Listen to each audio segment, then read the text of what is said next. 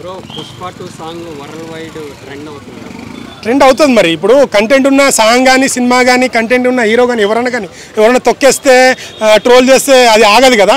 ఇప్పుడు మీరు cinema industry మొత్తంలో హిస్టరీ చూసుకుంటే మంచి కథ మంచి సాంగ్ ఉంటే ఆటోమేటిక్ జనాల్లోకి వెళ్ళిపోతుంది. ఇప్పుడు 12 దేశాలలో ట్రెండింగ్లో ఉంటే అది బాగాలేదని ఎలా అంటారండి.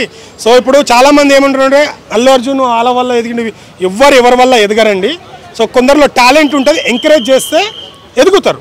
సో మనం చెప్పుకోవాల్సింది ఏంటంటే మనవాడు మనం కూడా హెల్ప్ చేసినామని చెప్పుకోవాలి ఎవరైనా కానీ. అది ఫ్రెండ్ సర్కిల్లో కావచ్చు, ఫ్యామిలీ సర్కిల్లో కావచ్చు, ఎవరైనా కావచ్చు.